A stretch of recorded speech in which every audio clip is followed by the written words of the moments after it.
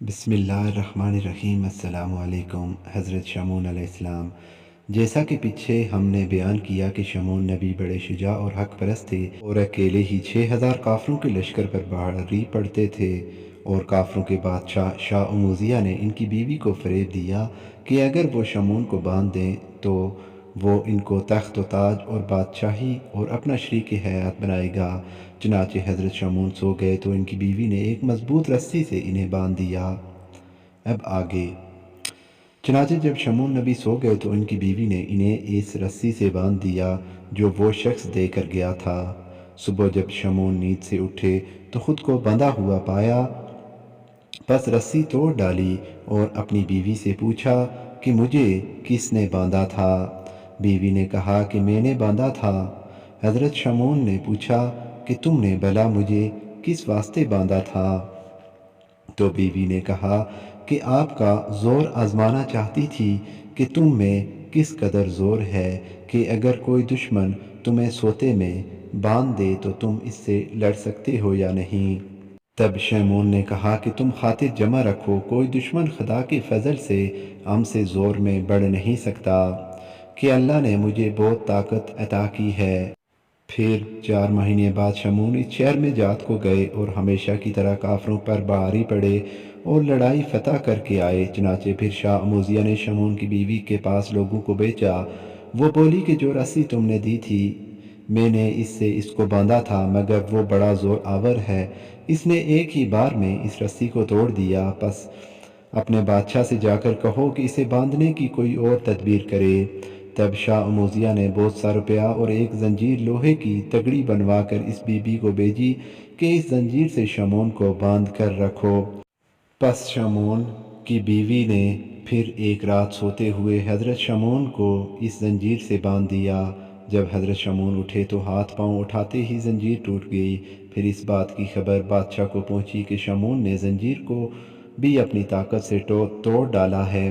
تب شاہ اموزیہ بولا کہ لوہے کی زنجیر سے اور کوئی چیز مضبوط نہیں ہے، اب اس کے علاوہ میں اور کیا بھیجوں؟ اور پھر حضرت شمعون کی بیوی سے کلوا بھیجا کہ اب خود ہی کوئی تدبیر کر کے کسی طرح شمعون کو باندھ دو۔ تب عورت نے کہا اچھا، میں خود ہی کوئی تدبیر کر کے کہلا بھیجوں گی، آپ سب خاطر جمع رکھیے۔ چنانچہ کچھ دنوں بعد حضرت شمعون لڑائی سے واپس آئے تو اپنی بیوی کے ساتھ باتیں کر رہے تھے۔ تب اس کی بیوی نے آپ کی قوت و طاقت اور لڑائی کی باتیں شروع کر دیں۔ باتوں ہی باتوں میں آپ کی بیوی پوچھنے لگی کہ اے حضرت، میں نے آپ کو رسی سے اور لوہے کی زنجیر سے باندھ کر آپ کا زور آزمایا اور آپ نے ان دونوں چیزوں کو توڑ ڈالا، بھلا کوئی ایسی چیز بھی ہے جس سے آپ کو باندھ کر رکھا جا سکے اور آپ اسے نہ توڑ سکیں؟ حضرت نے کہا تم بھلا ایسی باتیں کیوں پوچھتی ہو اور تمہیں ان سب باتوں سے کیا حاصل؟ تب بی بی کہنے لگی میں تو صرف یہ جاننا چاہتی ہوں کہ کوئی اور چیز آپ سے زیادہ زور آور ہے یا نہیں۔ تب حضرت شمعون نے کہا کہ ہاں، تم مجھے ایک چیز سے باندھ سکتی ہو، میرے سر کے بالوں سے یا بدن کے بالوں سے، کہ انہیں میں نہیں توڑ سکوں گا۔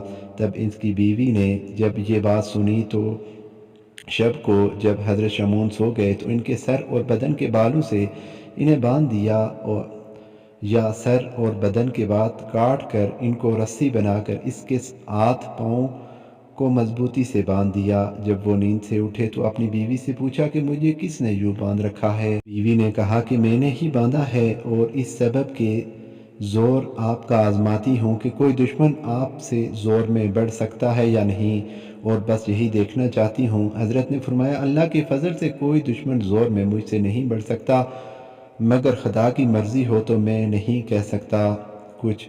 اور پھر فرمایا کہ اب آؤ اور میرے باندھ کھولو۔ وہ بولی کہ میں نے کئی دفعہ آپ کو مضبوط سے مضبوط رسی اور زنجیر سے باندھا تھا اور آپ نے اپنی طاقت و قوت سے انہیں توڑ کر خود کو کھولا تھا، بس اب کس واسطے بلاتے ہو؟ تب حضرت نے کہا کہ اگر میں ذرا سا بھی ہلوں یا زور کروں تو میرے جسم کی تمام ہڈیاں درہم برہم ہو جائیں گی، اس سبب سے کہتا ہوں کہ بند کھول دو۔ پس جب عورت نے دریافت کیا کہ بال کے بند کھولنے کی طاقت شمعون میں نہیں ہے، تب اس نے شاہ اموزیہ کو اس بارے میں خبر دی۔ پس یہ خبر سنتے ہی فوراً اس مردود نے 1,000 شتر سواروں کا لشکر بھیجا کہ شمعون کے ہاتھ پاؤں ناک کان کاٹ کر اور آنکھیں اور زبان نکال کر شتر پر لا کر میرے پاس لے آؤ۔ آگے قصہ جاری ہے۔